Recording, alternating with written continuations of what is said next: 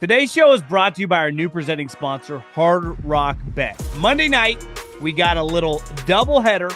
Tampa Bay goes to Detroit, and Houston goes to Seattle. So here's what I did. I went to my Hard Rock Bet app, and I put together a little parlay. I like Tampa +6 on the road. I like Seattle big at home, -3. And I also included anytime touchdowns from Mike Evans, who's back. You know Baker Mayfield's going to feed him the rock. And Sam Laporta, star tight end for the Lions. That bad boy pays about plus 1957, so almost 20-1 there. You got the Bucks, you got the Seahawks, you got Mike Evans and Sam Laporta anytime touchdowns. So there's new promos daily. Get in on it. If you haven't tried your first bet at Hard Rock Bet, there's still time to get $150 in bonus bets if you win. Just place a $5 bet, and if it hits, you get not only your winnings, but $150 in extra bonus bets.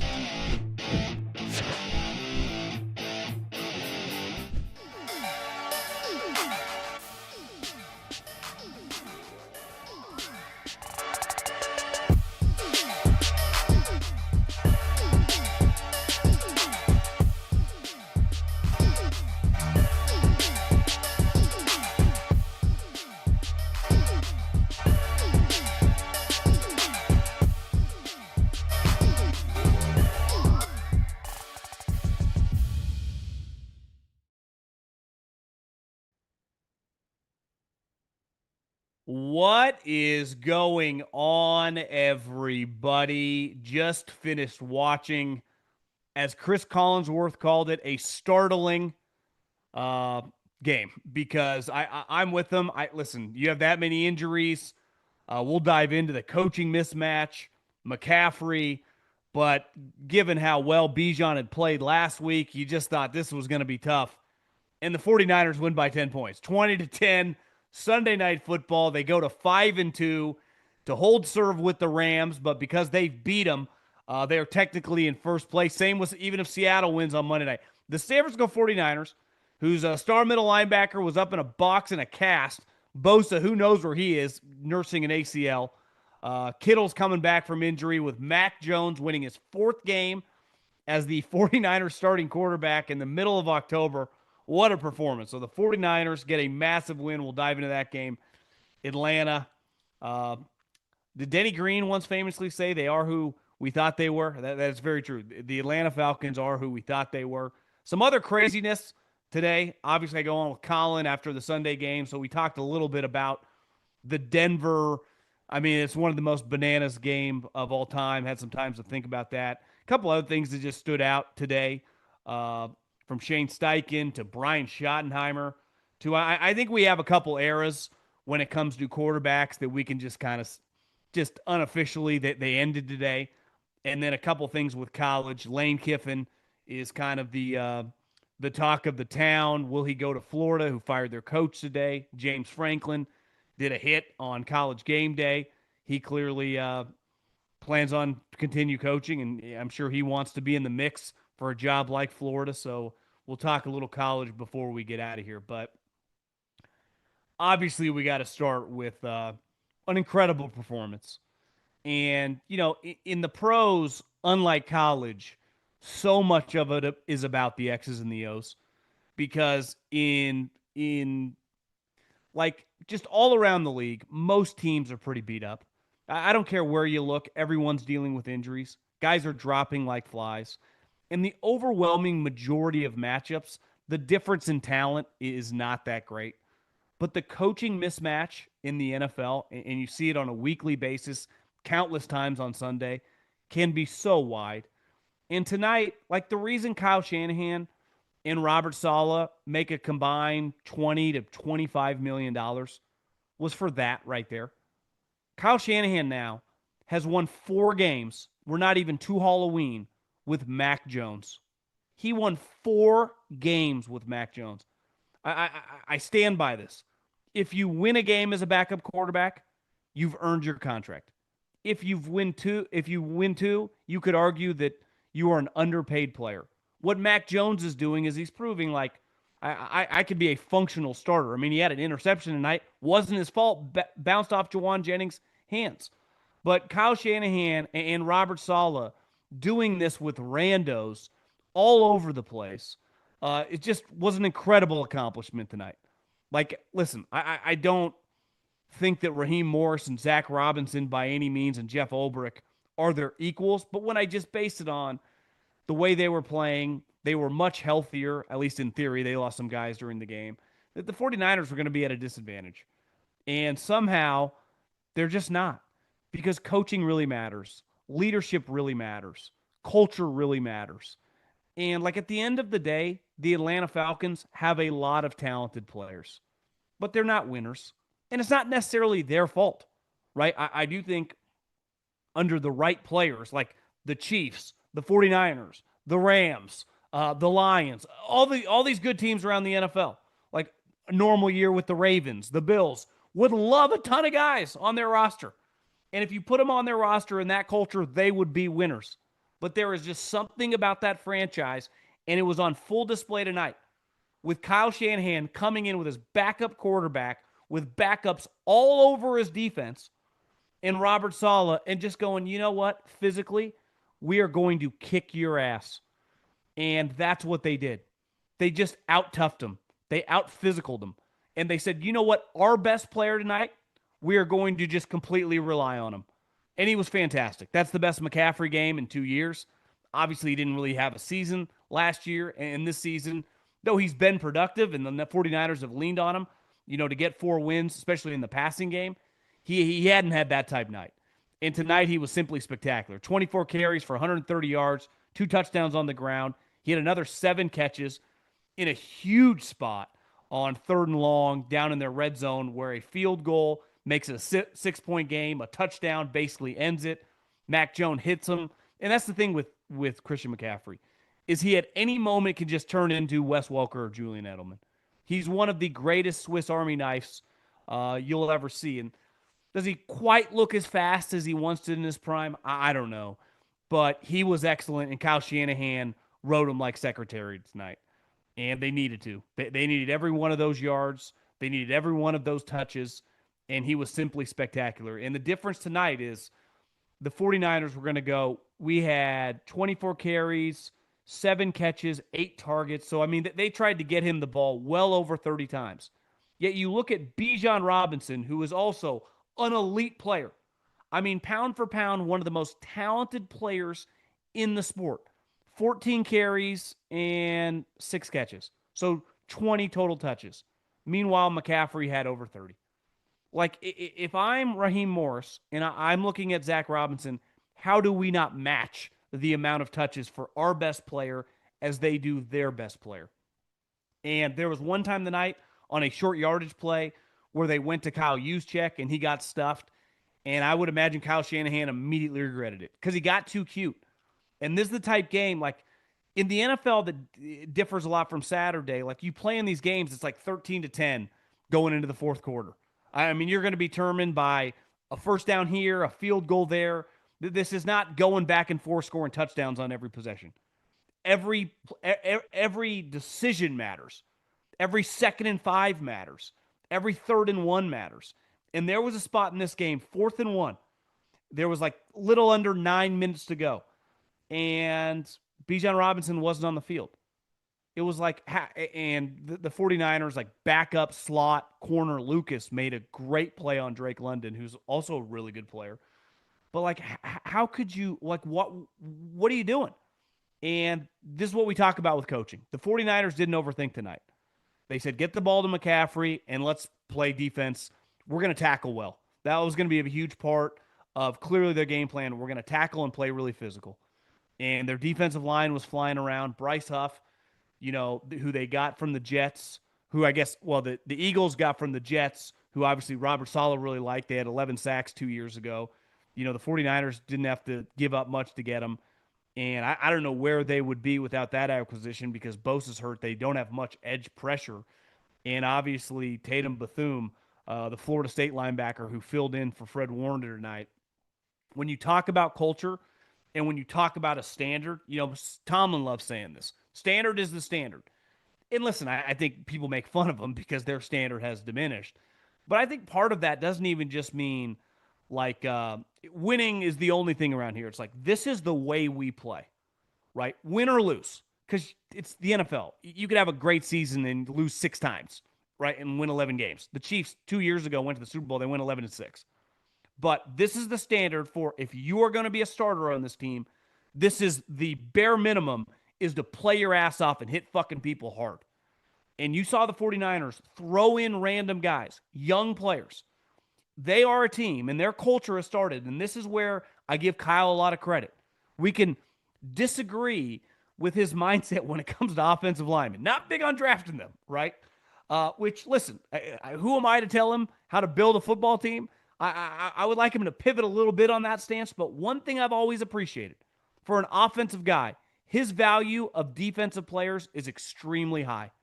He not only values them highly, the type guys they like, and listen, obviously his general manager is a legendary badass. I mean, one of the hardest hitters in the history of the league, John Lynch. They got a pretty good, and you go back to Mike Shanahan. Like Mike Shanahan in his heyday in Denver had some very physical defenses. They were an old school, hard-hitting team. They value those type guys. And when you build teams full of people with high competitive character, physicality is something that they enjoy doing. You know, they got rid of Hufanga last year, which I understood, right? Awesome player. You watch him on Denver, he looks like an all-pro. But they had replacements, and you saw tonight Mustafa, who is battling back from a knee injury. They hit people so hard. Their linebackers, their safeties, the 2D linemen that they drafted really high, Mykel Williams and Alfred Collins, their corners all hit. And there is a standard on defense. And this, you bring Robert Saleh, who they like the most out of all the guys since D'Amico Ryans, right? We saw it with Steve Wilkes, didn't fit in. We saw it with the dude last year, didn't fit in. There's something about the messaging with Saleh, but the type of guys haven't changed. Now, there is no replacing Fred Warner over the course of the season. He's one of the best players in the league. But in a situation like tonight, you get him there. He's there on a scooter. They were flying around with their hair on fire, and they were crushing people. How many times tonight on outside zone runs did their linebackers fill, and they had guys flying around from every angle? And that's what I thought they weren't going to be able to replace. That's why I was like, listen, I don't like picking against the Niners in a primetime game. Kyle's proven this. But you just miss enough bodies. You get Bijan Robinson, you give him the ball 35 times, he's going to have 200 yards. Well, it turns out they didn't give him the ball 35 times. And even when they did, their linebackers were filling in the hole. Honestly, the only time he kind of got in space were some of those plays where they kind of motioned him out and threw him the ball like almost like a wheel route, and he scored a touchdown on it. But like as a runner, what was his long run of the night? Long run was 8 yards. If you would have told me that Bijan Robinson's long of running the ball would be 8 yards, I wouldn't have believed you. And that's a testament to, and listen, Robert Saleh is going to get a lot of credit, but Fred Warner is a constant that has been around this team. Obviously, he's injured right now, but just in terms of his messaging and what he means as a vocal leader, like you talk about a guy that sets the standard, and coaches have been saying this since the beginning of the time. My message only goes so far. I need the players. Like the reason coaches love players that act like coaches on the field is because they regurgitate their message. And it goes like to, in any situation, right?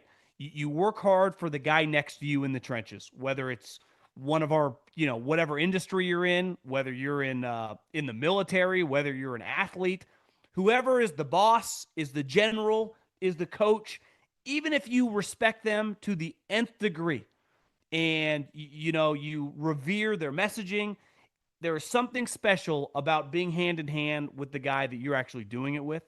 And I think you saw that tonight with the 49ers. Their guys somehow bonded together. Obviously, Saleh's messaging, kind of getting together for Fred Warner. And what did Kyle Shanahan, they mentioned it tonight on the broadcast. I had read about it this week, is that they had taken Fred Warner's rookie snaps and showed it to some of the young guys on the team. Like, this guy didn't just start out being an all-pro. He didn't just start out being a Hall of Fame guy. He was once an unproven rookie that no one really knew who he was, that he was this hybrid, positionless player coming out of BYU. Was he going to be a safety? Was he going to be a linebacker, inside, outside? Where was he going to play? And there was a culture and a mindset of, listen, we're going to figure it out, but we're going to figure it out going 100 miles an hour and fucking people up. And that's what the 49ers have done for a long period of time on defense and why they've won a lot of games. Because when they're really humming, they have elite players doing that. But they have had a lot of injuries over the course of 7, 8 years under Kyle Shanahan. It's one of the craziest eras I've ever seen because it's been really successful. Yet the amount of people that go into the blue tent and have their careers altered is borderline unprecedented. It never stops. Even tonight, they lost a center, middle of the game, hamstring out. Right? I mean, it's just Renardo Green, starting corner, out. Like they play a game, they will lose multiple starters in that game. But the standard of their physicality, and when Kyle's on from a play calling standpoint, let's face it, he is a much better play caller, and he became like one of the I would say top guys in the league over the course of his career as someone that called runs. And his offense hums when the running game is working.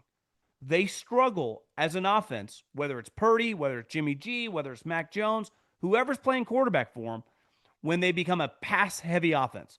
What you saw out of the Atlanta Falcons tonight, how many attempts do they have? 38. Michael Penix was 21 of 38. So, I mean, what's that? 55%?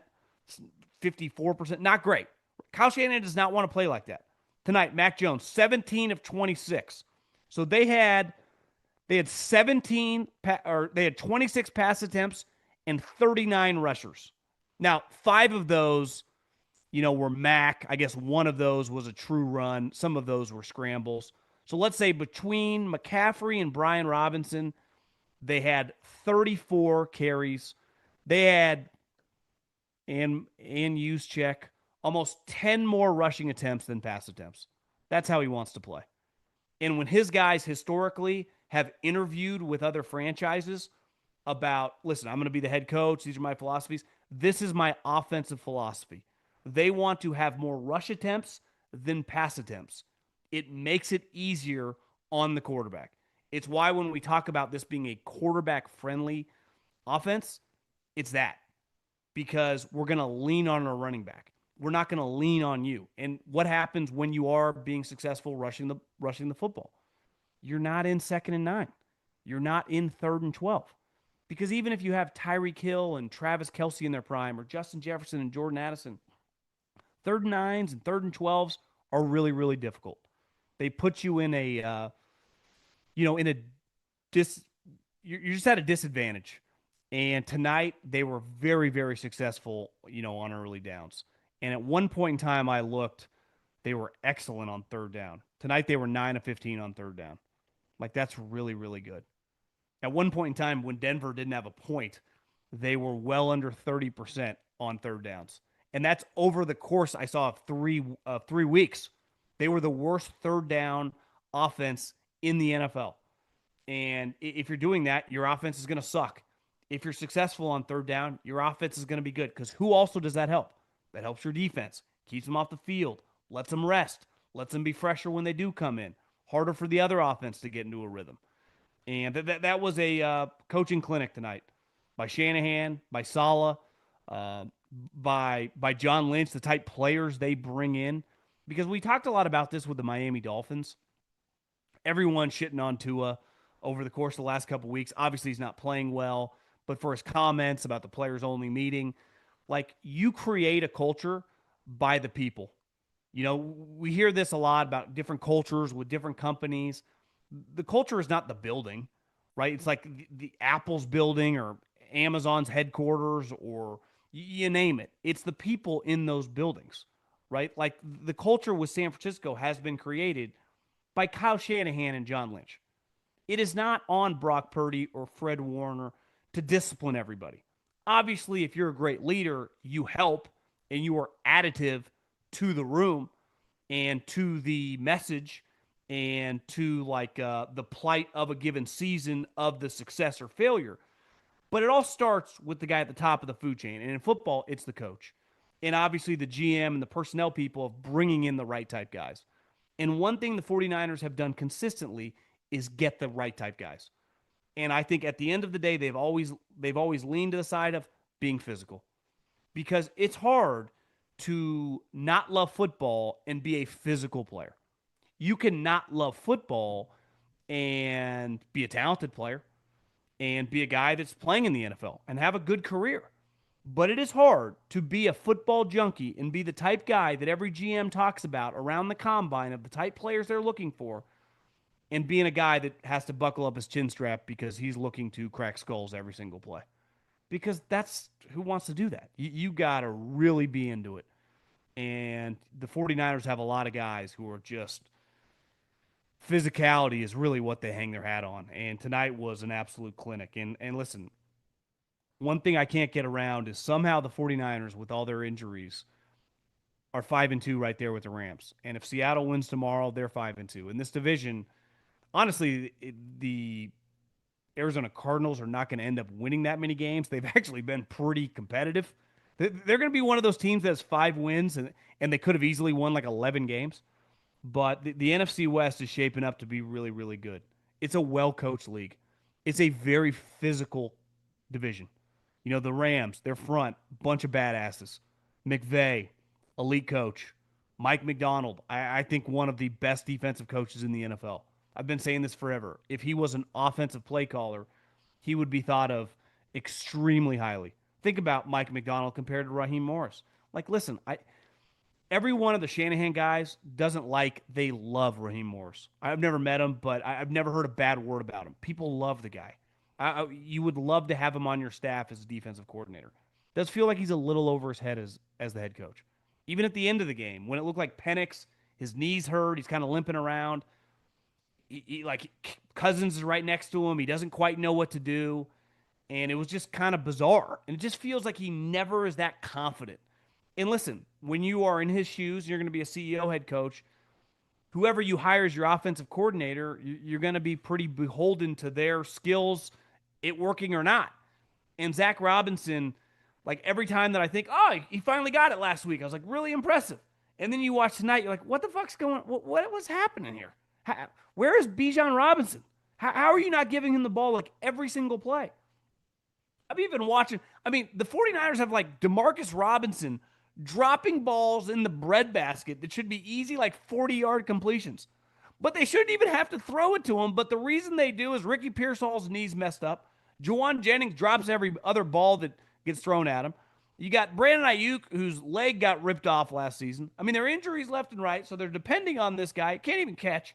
Meanwhile, you look at the Falcons, you're like, Drake London's a badass. Kyle Pitts, we could argue that clearly shouldn't have been drafted as high as he was, but he's definitely really talented.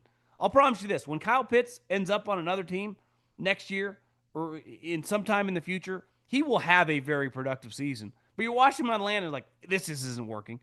You got Bijan, who pound for pound is one of the most talented players in the NFL. Mooney comes back. He's flying around. He's getting open all over the place. They scored 10 points.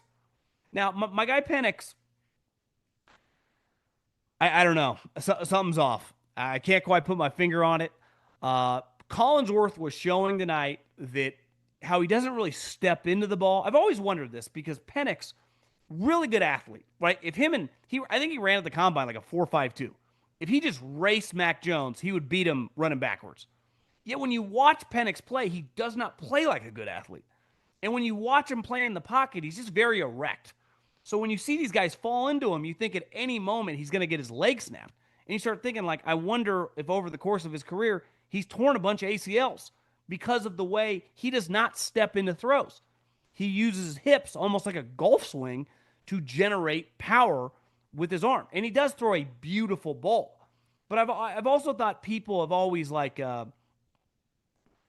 got almost confused the power of an arm and the beautiful spiral. Like he throws a nice deep ball, but I don't think he has like a super powerful arm like Matt Stafford or Josh Allen. To me, like his arm strength relative to Mac Jones' arm strength isn't that different. And if you watch some of his over the middle throws, especially when people are around his feet, he leaves a lot really, really short. Deep ball throwing, he's very natural at that. Like outside the numbers, like Jalen Hurts. That thing leaves his hands just beautiful in the air. But some of the drive throws, if there's any sort of, I would just say mess or just action around him, you're like, the end result, you're like, what just happened there? How did that? Something's just a little off. And it might not be all his fault. I've seen him with good offensive coordinator be good. I had a lot of friends, like maybe I'm biased. I gambled on his team a lot at Washington. I love DeBoer. I'm just a fan. I'm rooting for the guy. But I watch him, I go, I don't know. Like this guy might be part of your problem. And let's face it, they drafted him eighth overall to be a franchise quarterback. And you watch some of these other guys, you go, the physical skills, like I know a lot of people that did not have first round grades on him. They just thought the physical skills were not there. And he just has a bunch of injuries. He's hurt his shoulder multiple times. He's torn ACLs. You just watch him early on in his career. He's getting the shit kicked out of him. You're like, he feels more when you just watch the way he moves like a 30-year-old than someone who's in his second year in the NFL and hasn't even made 17 career starts. So there's just something missing with the Atlanta Falcons. It's a franchise issue as much as a Raheem Morris or a Michael Penix or a Bijan Robinson issue. I mean, this goes back to the Arthur Smith era. There's just something in the building. There's a culture.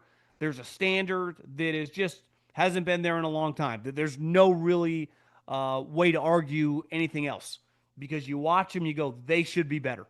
They have a bunch of guys. The Niners would take half their starters yesterday without blinking. Yet the 49ers just beat them by 10 points and honestly kind of handled them, like physically shoved them around a little bit. What a win.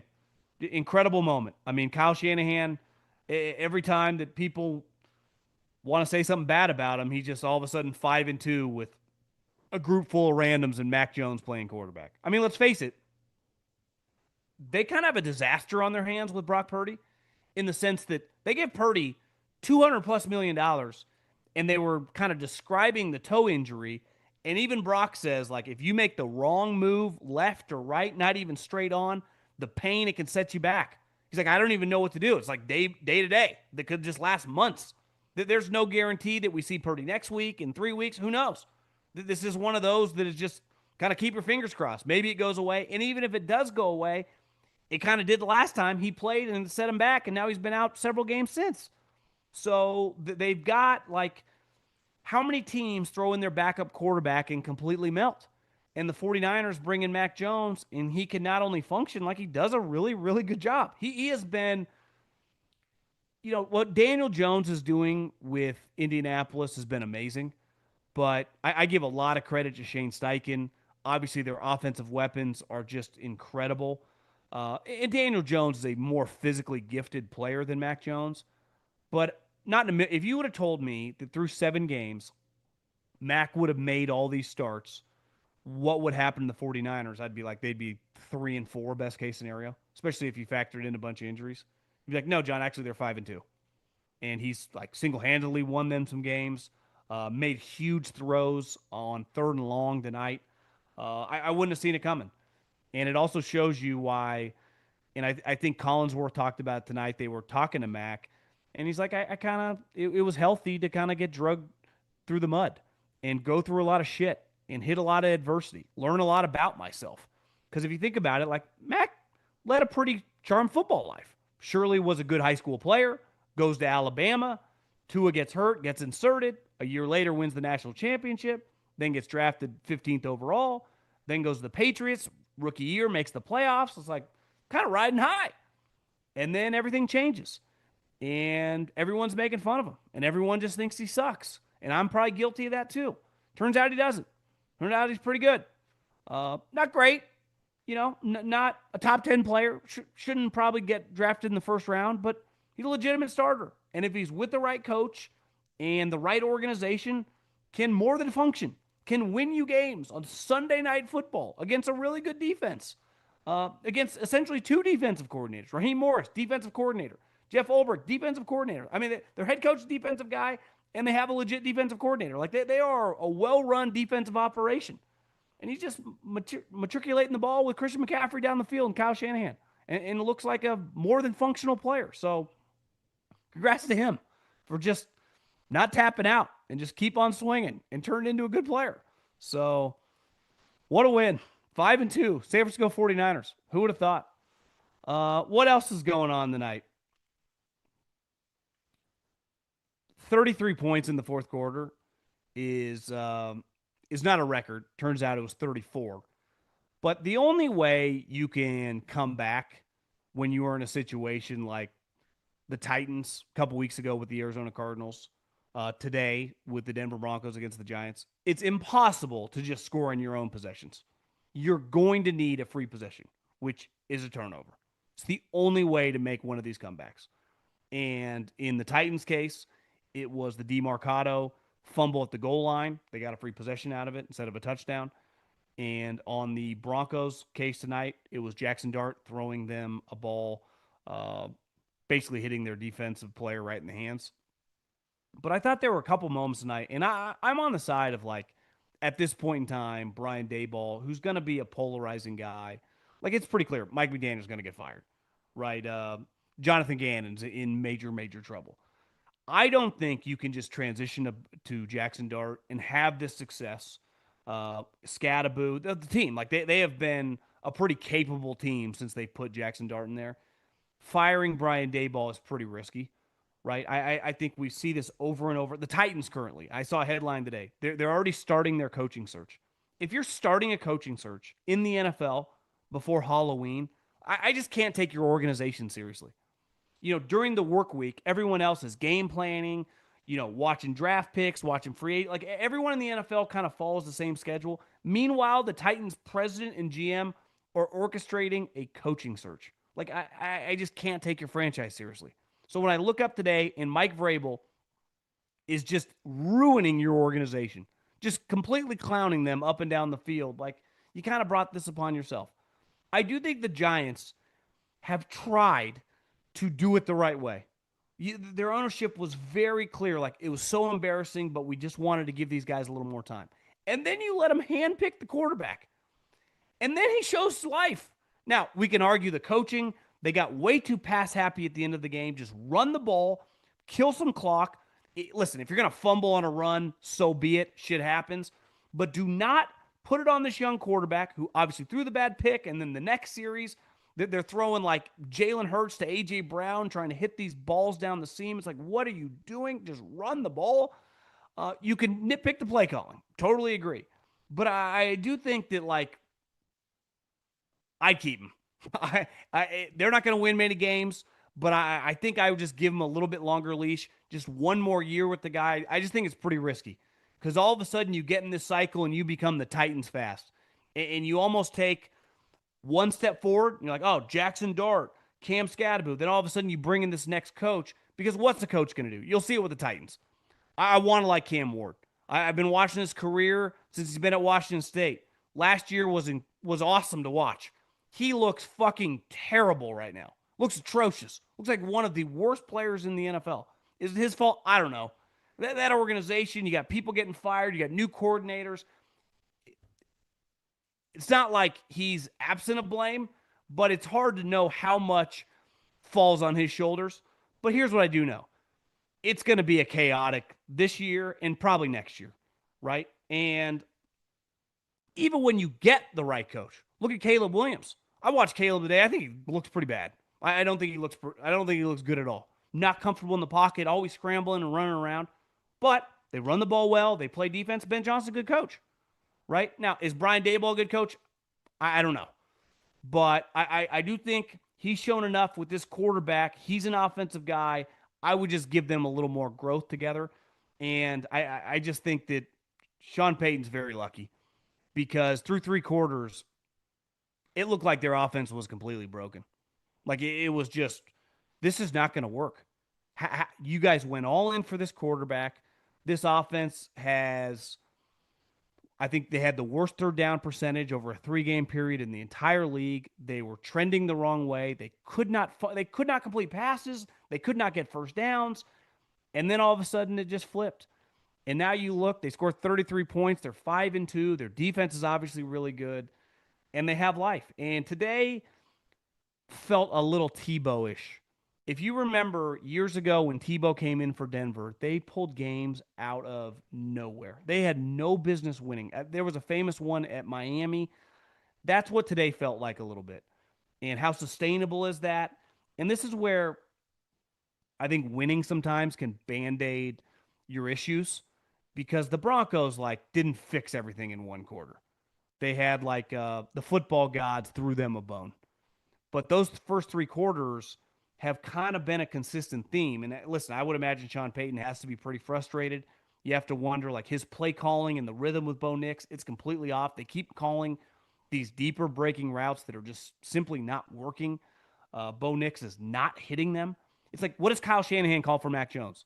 Like out breaking routes, like deep outs, deep comebacks, or breaking, routes over the middle, stuff he's comfortable with.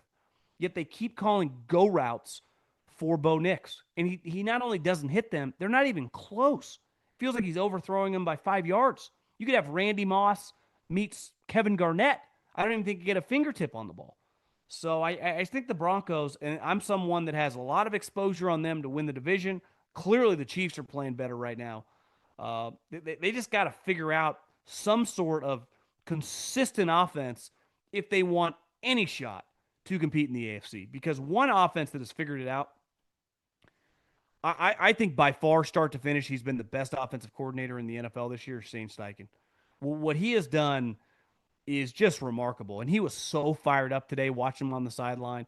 Jonathan Taylor, pound for pound, is one of the best players in the league right now. Just a dominant force. And it kind of makes me sad, Wisconsin guy, their program's in shambles, kind of the last of one of that last generation of good Wisconsin players till they've kind of gone through this downturn. But whatever's happened to him, remember, we're not that far removed from him being mad about money a couple years ago. Or that might have even been last year to what he's doing right now. Like he's a dominant force. He is. If it 2 years ago it was McCaffrey, last year it was Saquon, and this year it feels like it's him. Like I'm the best running back in the league right now. And what Shane, the rhythm and how good he is at getting Daniel Jones on the move. Like one of Daniel Jones' strengths is his athleticism. So, and he's not like some power thrower. Like he actually has pretty good touch. And there were plays today, some play action plays, getting him on the move, some dump offs. They get Tyler Warren in space all the time. They had a great play in the red zone, like a play action little dump off to Pittman for a touchdown. His play calling is just spectacular. Now, they picked Herbert off a couple times, but they were scoring at will today.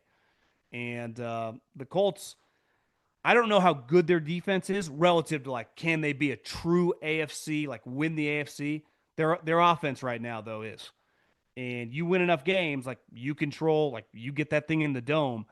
They have multiple receivers. They got a stud tight end. They got an elite back, and they got a quarterback who's very, very confident.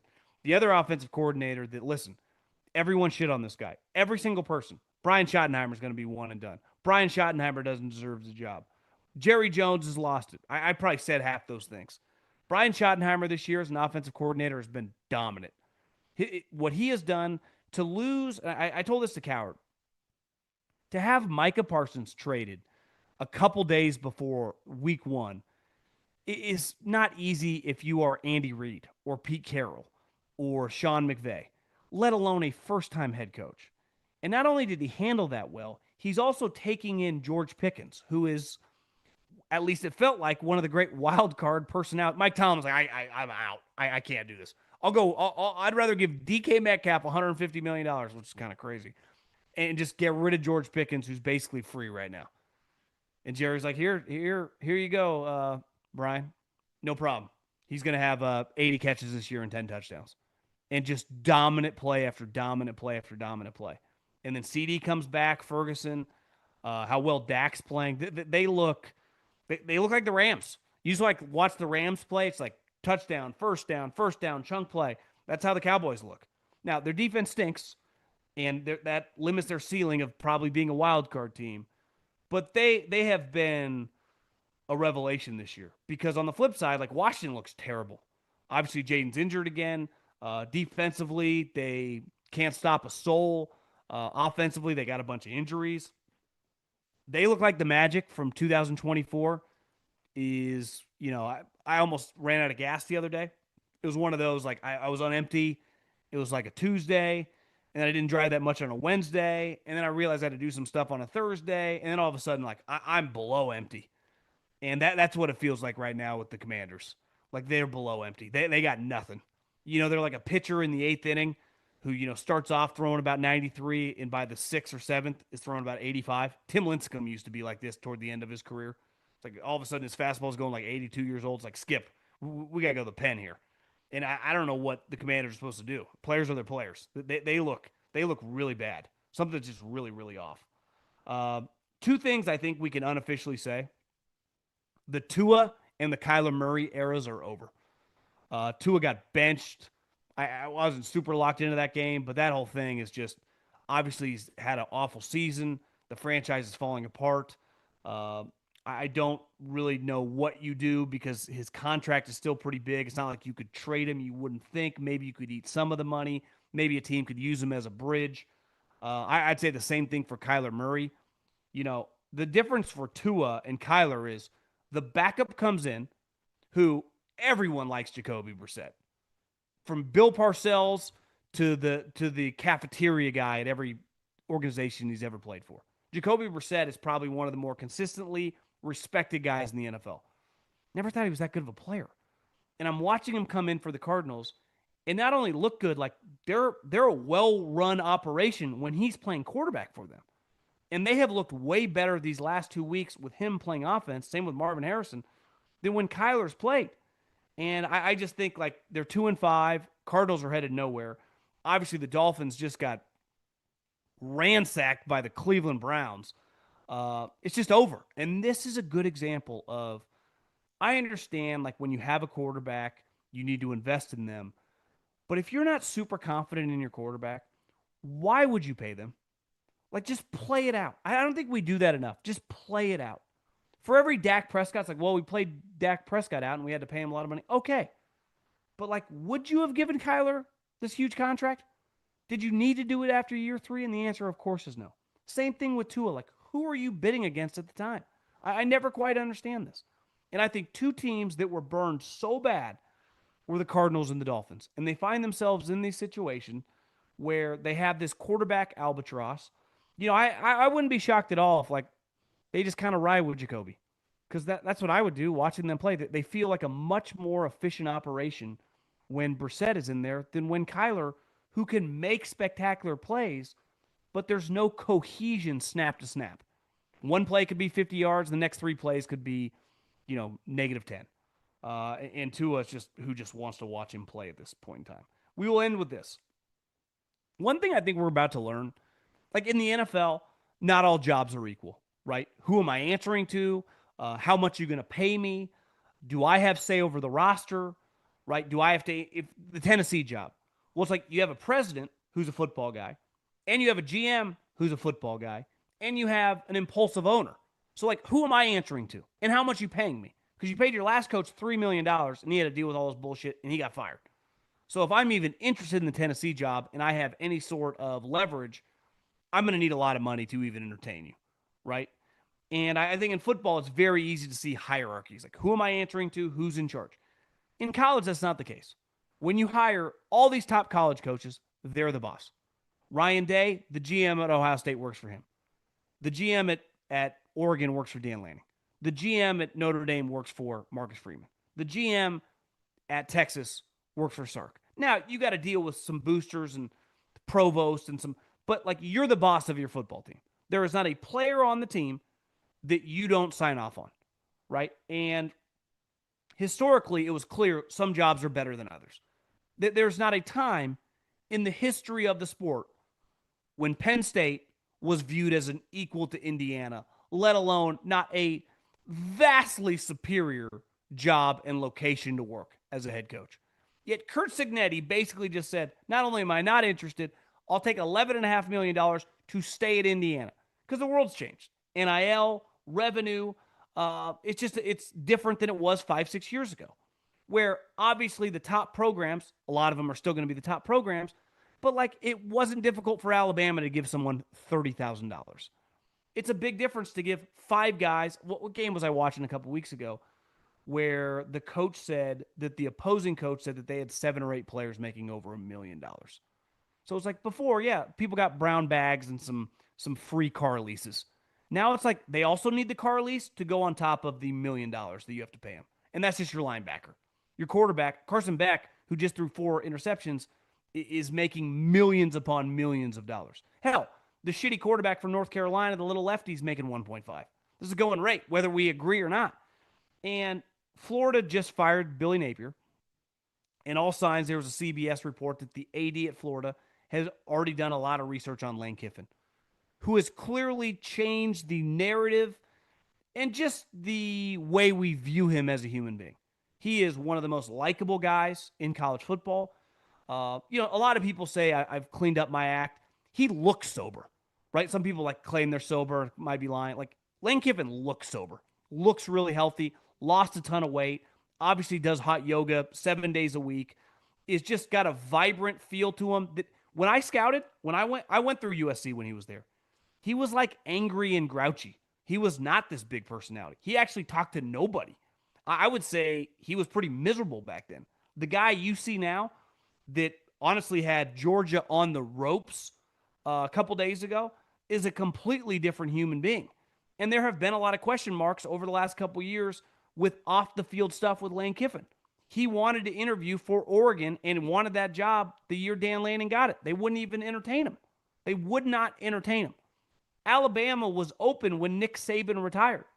They didn't call Lane Kiffin. He had worked there for 3 years. Nick Saban and him pretended to be friends. They were never going to hire Lane Kiffin. They went to Kalen DeBoer that was from the Dakotas who was working at Washington and Fresno State. Lane Kiffin had been in the building, knew the Nick Saban blueprint. And look at Lane. He has taken Ole Miss and turned them into a power. He's fucking competing with the Division II quarterback at Ole Miss. But I don't know I know Ohio State's better in every job. I know Texas is better in every, because the amount of money, the recruits, the whole thing. But then we get into is Florida a great job anymore? In theory, yeah. They're in the state with a bunch of recruits. But we've been watching them for a long time now, not winning. They've had a bunch of NIL. It's not really working. So we're going to find out that, do you need to leave? Is there a big difference between Ole Miss and Florida? A lot of people would say, yes, there is. And historically, 100%. But in 2025, I don't know. Right? I know this. There is a big difference working for the Green Bay Packers and the Tennessee Titans. There is a major difference working for the Kansas City Chiefs and the Arizona Cardinals. There are well-run organizations. There are well-run ownerships. There are well-run just franchises in terms of their resources and the way they think about the business. And then they're the shitty ones, and we see it all the time. It's why the same teams draft high every single year. Well, in college football now, it's Texas. I'm watching the ASU Texas Tech game. The announcer is Texas Tech is paying $28 million for their roster. So it's if you have big NIL and collectives and revenue, that's a good job. Historically, Texas Tech would be one of the worst jobs in Texas. Texas would be better. Texas A&M would be better. You could argue SMU and TCU were better. Well, if they're going to give you $28 to $30 million a year to spend on players, you could argue that job is every bit as good as the other jobs, And I think we're about to find out. My guess would be Lane Kiffin will be the next head coach of Florida. But I wouldn't bet a lot on it because he's winning and having more success at Ole Miss. And one thing he's talked about is being around family. His life has changed. So we're going to find out. And if Penn State and Florida can't get guys to leave, maybe we need to rethink and relook at the way we've always kind of put the hierarchy of jobs. I'm not just talking Ohio State and Texas. I'm talking the next 15 jobs. Maybe actually it's much more open-ended and there's 40 jobs that are all kind of in the same ballpark. Have a great night. See you later.